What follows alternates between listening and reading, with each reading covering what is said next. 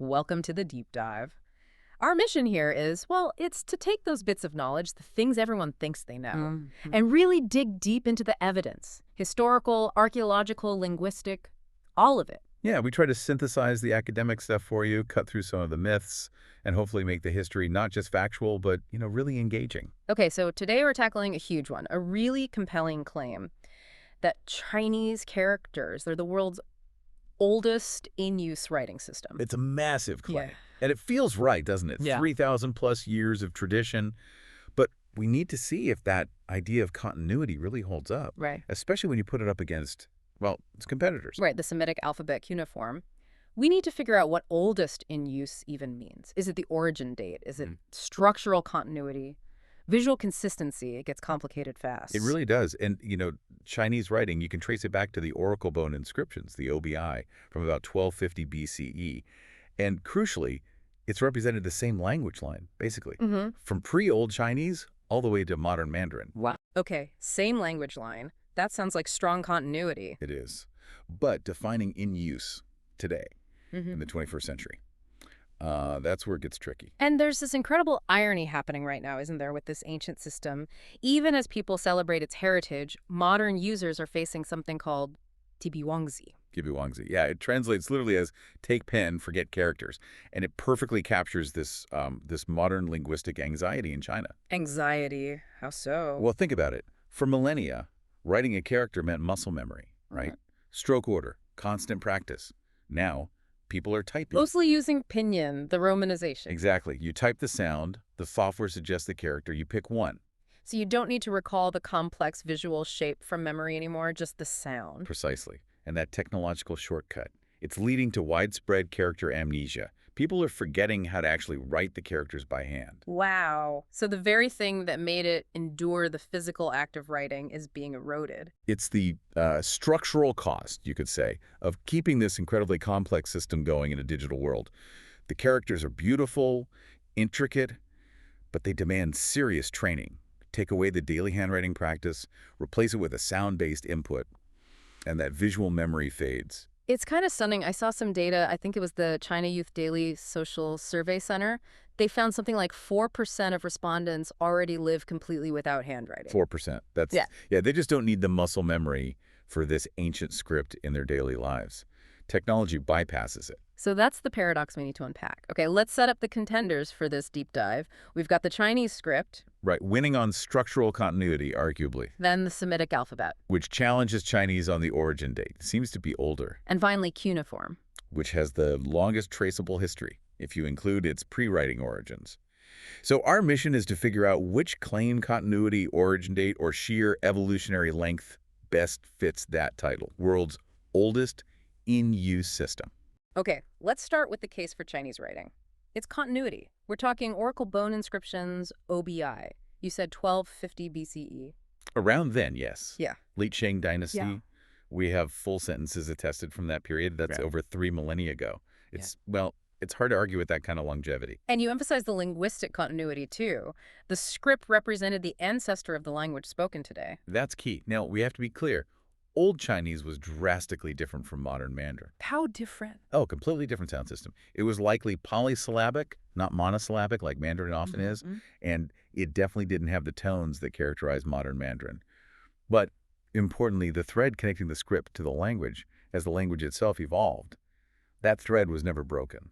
Okay, so the language changed enormously, but the script kept representing it. And you mentioned structural consistency as being crucial.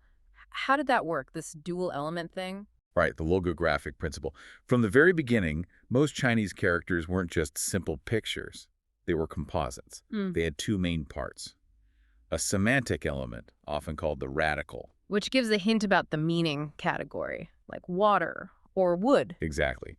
And then a phonetic element, which gives a hint about the sound, or at least the sound it used to have. Ah, okay. Give us an example. Sure, the classic one is the character for wash, pronounced extan in Mandarin. Okay. If you look at it, on the left side, you have the 3 little dots. That's the semantic radical for water. It makes sense for wash. Right. And on the right side, you have the character okay, pronounced sion, which means first. That's the phonetic element. So back when the character was created, Exianinan must have sounded similar. Very similar, we think. So if you were learning the character, the water part told you the meaning category, and the Xian part gave you a clue to the pronunciation. This combination, semantic clue plus phonetic clue, in one visual symbol that's been the engine driving the system for thousands of years. And that structure itself has remained consistent. That's the core of the continuity argument. Visually, structurally, the writing system has stayed true to this fundamental logographic design. But, and this is a big but, you mentioned the stability hides massive linguistic change. The system looks the same, but the language sounds totally different. You brought up X and Xian. How different were they in Old Chinese? Oh, wildly different from today. Linguists reconstruct them with complex symbols, like seer for wash and seer for first. Okay, don't need to memorize those. Oh, no. The point, it isn't the exact sound, but that they were very close back then, likely with sounds we don't even have in Mandarin, like those pharyngalized sounds and maybe a glottal stop. Sounds that made the Xian a good phonetic clue for exterior 3,000 years ago. Exactly. But today, in Mandarin, Gagiri and Lian, they don't sound that much alike anymore. The character stayed the same, visually. But the sound it points to drifted away? Right. So the constant visual symbol creates this illusion of an unchanging linguistic entity. It looks stable, but the sounds have massively shifted. And the cost of that is the phonetic part often doesn't really work as a clue anymore for modern learners. Often, yeah. They just have to memorize the sound along with the shape. It loses that phonetic transparency over time. Bob Ramsey, a linguist, puts it really well. He says, if you transcribe an old inscription into modern characters and read it with modern sounds, it feels like the same system. Because you're projecting today's sounds onto yesterday's pictures. Precisely. Yeah. You're overlooking the huge linguistic changes underneath that visual consistency. Which leads us perfectly into this fascinating myth. Yeah. The idea that a literate Mandarin speaker today can just pick up an ancient classical Chinese text and read it easily. Yes. That one is pervasive. And it gets challenged pretty fiercely by scholars, right? Like Victor Mayer. Oh, absolutely. Mayer's very clear on this. That assumption is basically false. False. That's strong. He argues the gap between classical Chinese, the formal written language used for centuries, and modern spoken Mandarin is enormous. As big as, or maybe even bigger than, the gap between, say, classical Latin and modern Italian. Latin and Italian, okay, that's a huge gap.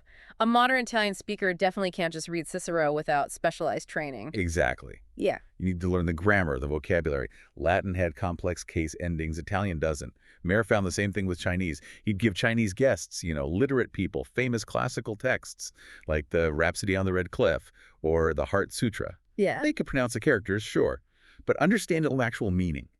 The complex grammar, the specific classical vocabulary, the idioms, often their understanding was pretty superficial, unless, of course, they'd specifically studied classical Chinese in school. So it's not about the characters being the same, it's about learning a different grammatical system and lexicon. It really is.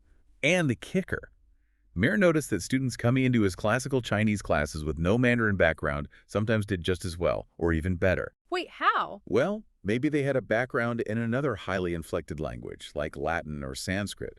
Or maybe they knew Japanese or Korean, which used Chinese characters, kanji hanja, and retained some older readings or structures.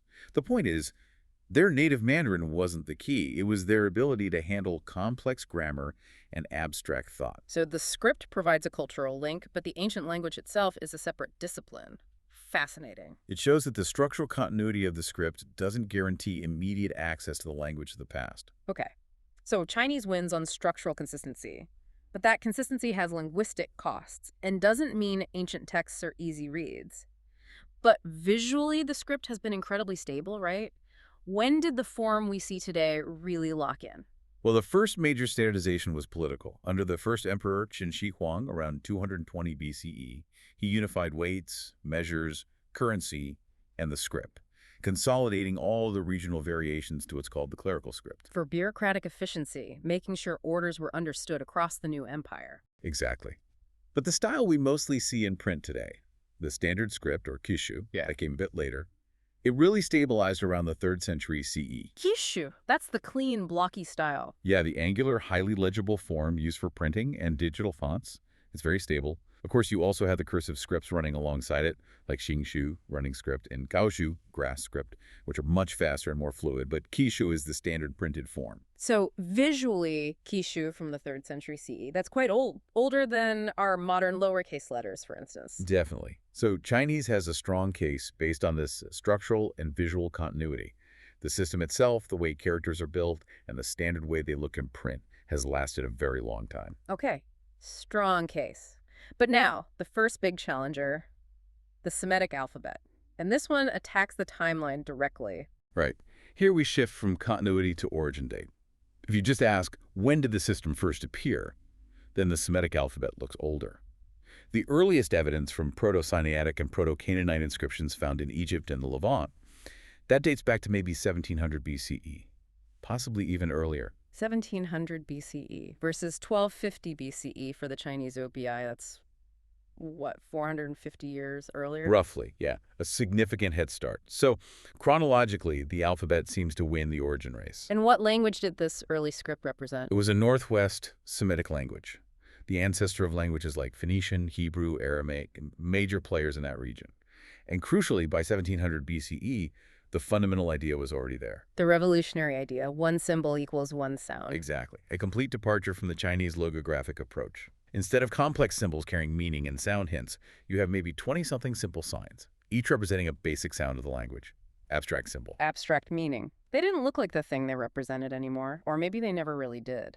Well, they likely originated from pictograms, like an ox head for aleph, a house for bet, but they quickly became abstract sound symbols. The picture origin faded, and the sound value took over.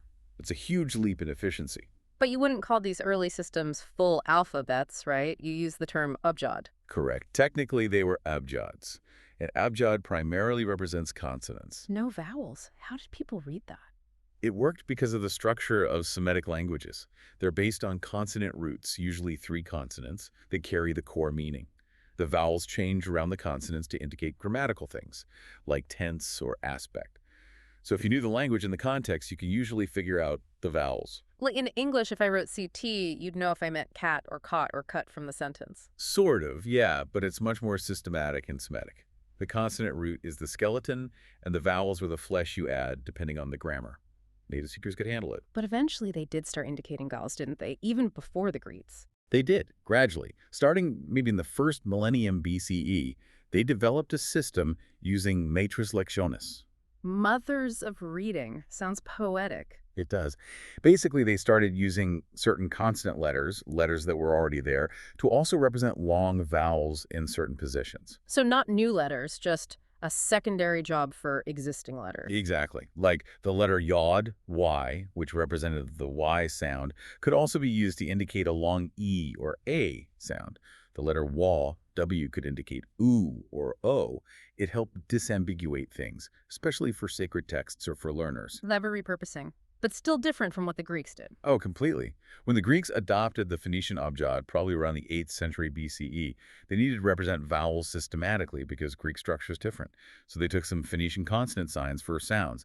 Greek didn't have like the glottal stop or the H sound, and just turned them into dedicated vowel letters, alpha, epsilon. That was the invention of the true alphabet. But the core idea symbols for sounds that was already ancient by the time the Greeks got involved. Over 1,000 years old, yeah. The Semitic abjad laid that crucial foundation. Okay, so origin date goes to Semitic. What about continuity and visual stability for these scripts? Pretty good, actually. The various local Semitic scripts, like Phoenician, Aramaic, early Hebrew, they stabilized relatively early. By maybe 900 BCE, you had distinct forms, and the specific Aramaic script that was adopted for writing Hebrew, the ancestor of the modern Hebrew square script, that achieved its essential current look by around 500 BCE. 500 BCE. So visually, the basic Hebrew letters have been stable for about 2,500 years. That's comparable to the Chinese standardization timeline, roughly. Yeah, in the same ballpark as the Qin standardization, maybe a bit earlier than the Qin-Shu stabilization. And Hebrew script remained in continuous use even through periods when Hebrew wasn't widely spoken as a native language. It was preserved as a literary and liturgical language. Aramaic, its cousin, even has communities of native speakers still today in parts of the Middle East, so there's definite continuity there. Okay, let's trace this lineage forward to us. Our Latin alphabet comes from Greek, which came from Phoenician. How stable has our script been visually? Well, it depends on what you mean by our script. The capital letters, the ones you see carved on Roman monuments, those achieved their basic form pretty early, roughly around the 3rd century BCE. That's when they added the letter G. So the capitals are ancient, but we mostly read and write in lowercase now. When did that happen? That's much later. And that's a key difference when comparing visual stability to, say, Chinese Kishu. Things we take for granted, like distinguishing I from J or U from V, that happened quite late, medieval period, Renaissance. And the biggest change, the development of lowercase or minuscule letters that really got standardized much later. How much later? The big push came with Charlemagne, around 880. Charlemagne, what did he have to do with letters? He wanted clear, efficient communication across his empire. Earlier Roman cursive scripts had become really messy and hard to read. Scribes developed what's called the Carolingian minuscule, a clear, rounded, legible lowercase script with consistent spacing. Another standardization for bureaucratic efficiency, just like Xin Huang. Exactly. It was driven by the need for clarity and also speed and economy, fitting more text on expensive parchment. The Carolingian minuscule was so successful it spread across Europe and became the foundation for our modern lowercase letters. So if we're comparing the standard printed look, Chinese Ishu from the 3rd century CE is visually older and more consistent than our standardized lowercase, which really stems from the 9th century CE Carolingian reforms. That's a fair comparison, yes. Yep. The basic printed form of Chinese has been stable for longer than the basic dual-case upper and lower Latin alphabet we use daily. Okay, so wrapping up this round, Chinese wins on the continuous structural principle and maybe visual stability of its standard printed form. Semitic alphabet wins on the earliest origin date for the phonetic principle. Fascinating trade-offs. Definitely.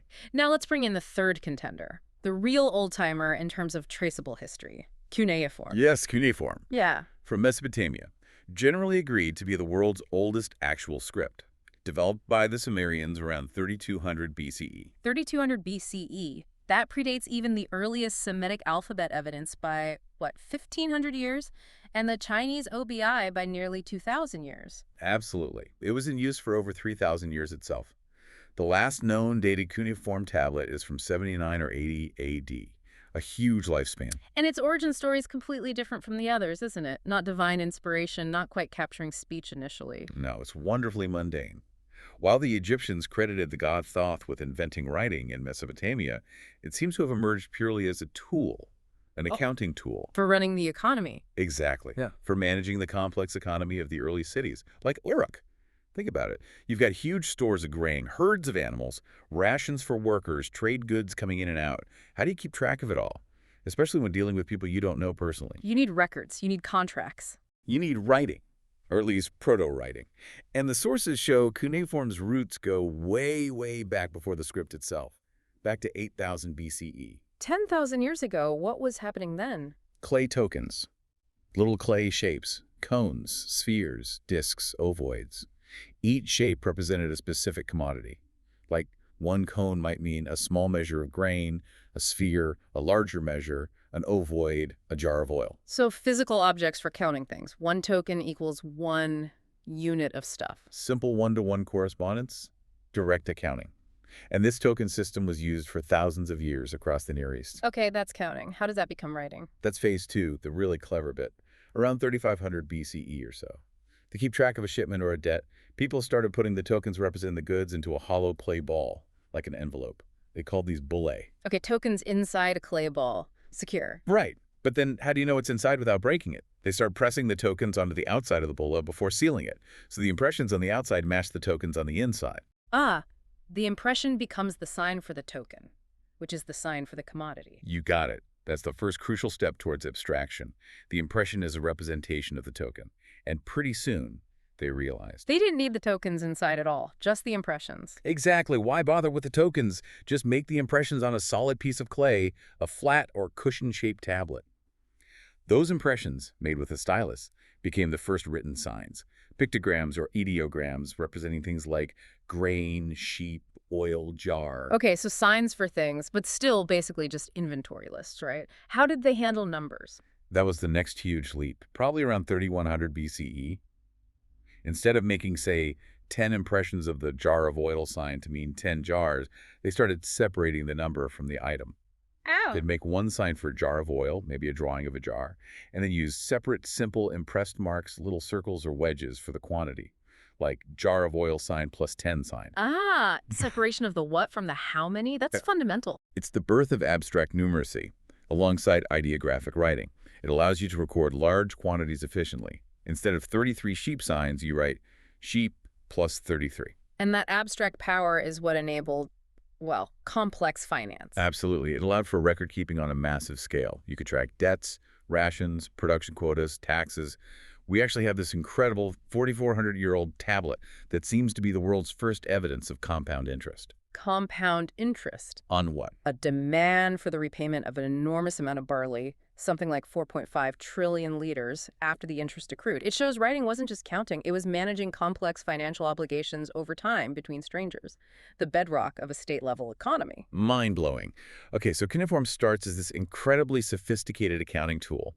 How does it then become capable of writing down, stories, laws, myths? That happens around 3000 BCE with the development of phoneticism. Yeah. The rebus principle. Rebus, like using a picture of an eye to mean the word eye. Exactly like that.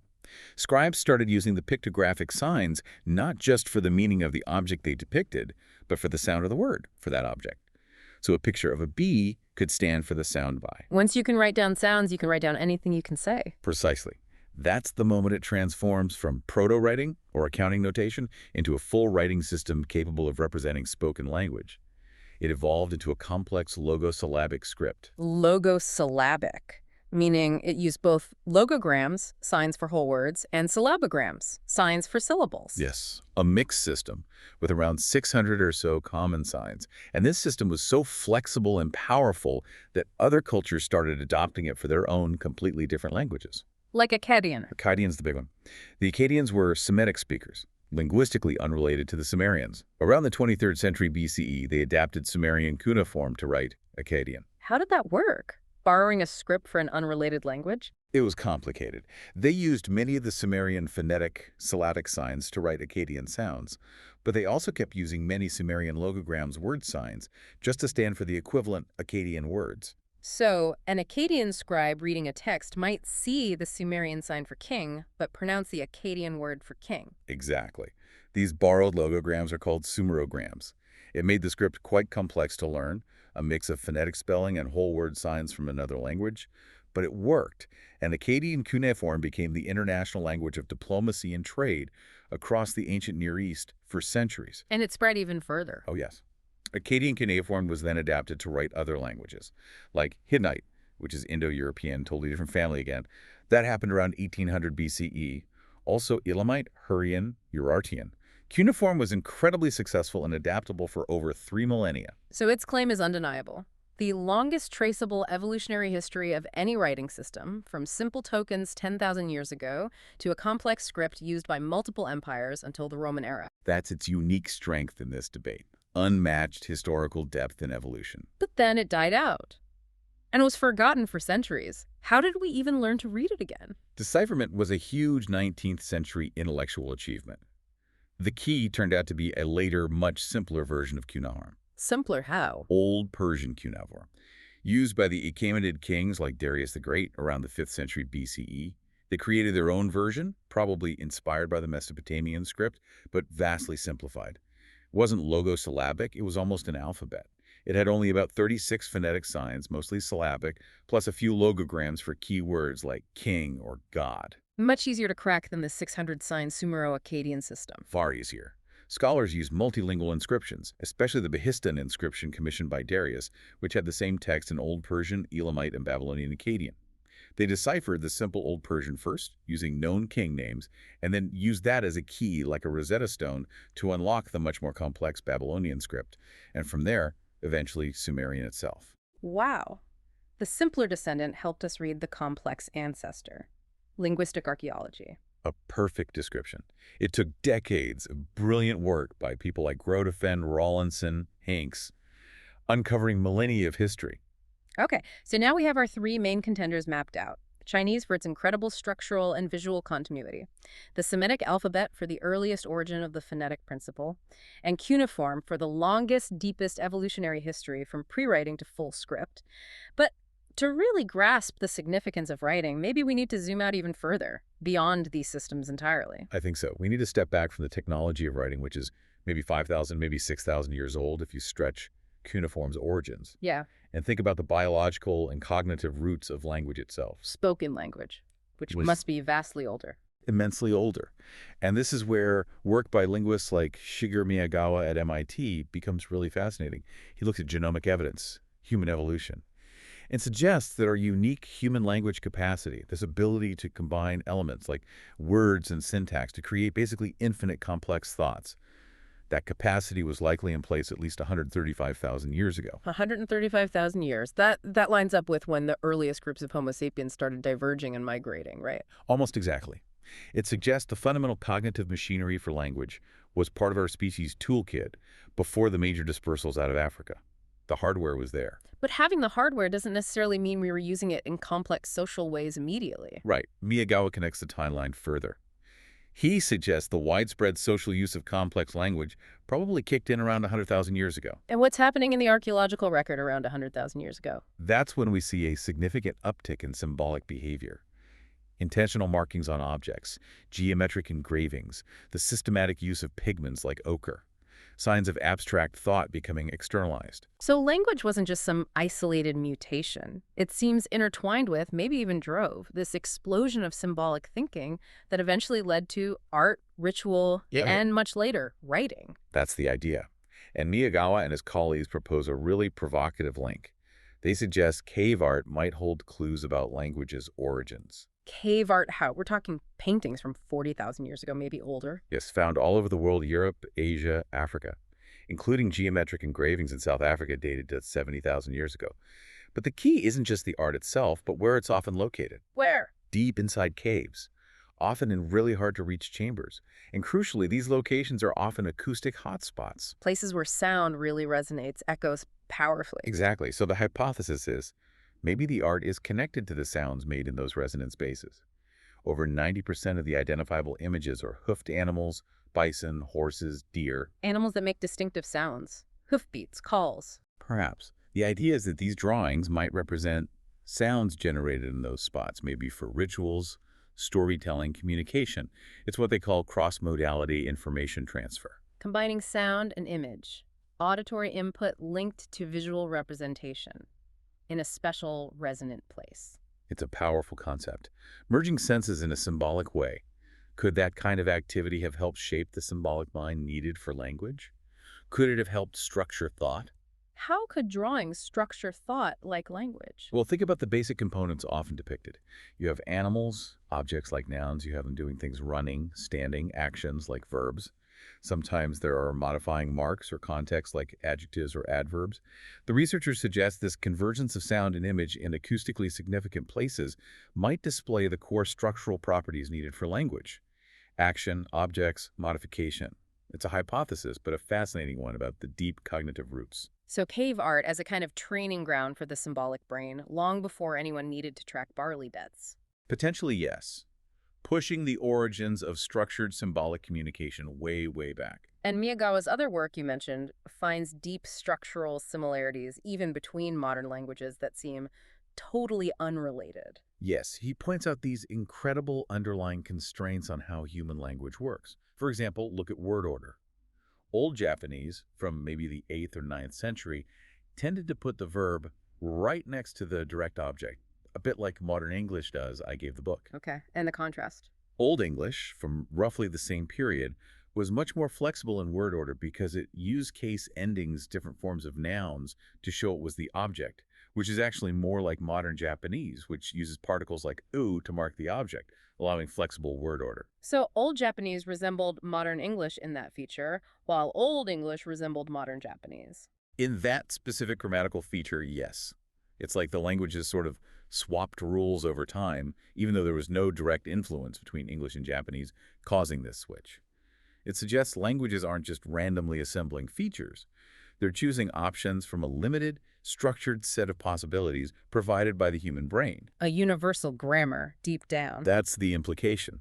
The architecture seems universal, predating any specific writing system by tens, maybe hundreds of thousands of years. Which really puts our whole debate about which writing system is oldest into perspective, doesn't it? These are just the very tips of a colossal iceberg of human communication. Absolutely. Writing is a relatively recent, albeit incredibly powerful, technological overlay on a much older linguistic foundation. Okay.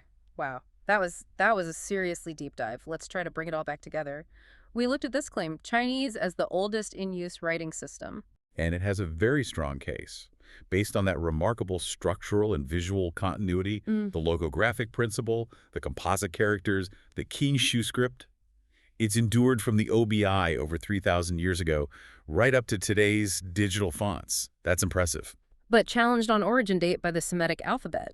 The idea of phonetic writing, one symbol per sound, seems to appear earlier, around 1700 BCE, with Proto-Sinaitic. Right. The alphabet wins the first Spark Award for phoneticism. And then there's Cuneiform, which doesn't really compete on in use today, obviously, but wins hands down on the longest traceable evolution. 10,000 years from tokens to sophisticated script, serving multiple civilizations for 3 millennia. It holds the record for sheer historical depth and documented development. I think, for me, one of the biggest takeaways from all this is how practical the origins of writing really were. We think of it now for literature, poetry, history, but it started for accounting. It really did. It wasn't born from a desire for artistic expression. It was born from the need to run a complex economy, to manage resources, track debts, record obligations between strangers and growing cities. Writing was the technology that enabled that complexity. The original killer app for civilization. You could definitely argue that. It was an accounting engine before it was anything else. So reflecting on all that, what does it tell us about why we, right now, are communicating using this Latin alphabet derived from that Semitic root? What made this system ultimately so successful globally? It comes down to efficiency and abstraction, I think. Look at the journey. From concrete pictures, like early cuneiform or maybe Egyptian hieroglyphs, through complex logosyllabic systems, like later cuneiform or Chinese, which still retain strong visual or semantic links to the alphabet. Which cuts those links almost entirely. Exactly. The alphabet achieves this ultimate double-stepped abstraction, as some call it. You have letters, which are semantically meaningless shapes. The letter T doesn't mean anything by itself. Right. And those meaningless shapes correspond to phonemes, the basic sounds of language, which are also semantically meaningless. The sound tot doesn't mean anything either. Meaningless symbols for meaningless sounds. Pure abstraction. And that abstraction is incredibly efficient. It requires a much smaller set of symbols, just a couple dozen letters, compared to hundreds or thousands for logographic or syllabic systems. It's easier to learn, easier to adapt to different languages. And the Greeks perfected it by adding dedicated vowels. Making it even more transparent and efficient for representing a wider range of language structures. That simplicity, that adaptability, that's why the alphabet, in its various forms, spread so widely. The Latin version, boosted by Roman power and later standardized for clarity by people like Charlemagne. For efficiency again. Always for efficiency. Yeah. It just proved incredibly robust. It requires less historical baggage, less complex visual memorization than, say, the Chinese system. It adapted smoothly to printing, and now it adapts seamlessly to digital technology, to cyberspace. So the final thought for you, our listener, might be this. Consider the power of that sheer abstraction and efficiency versus the power of deep historical and visual continuity. In the long run of human communication, which path proved more globally dominant? It seems the system that most thoroughly detached itself from pictures and history ultimately went furthest. A fascinating outcome. Absolutely fascinating. Until next time, keep digging into the sources yourself.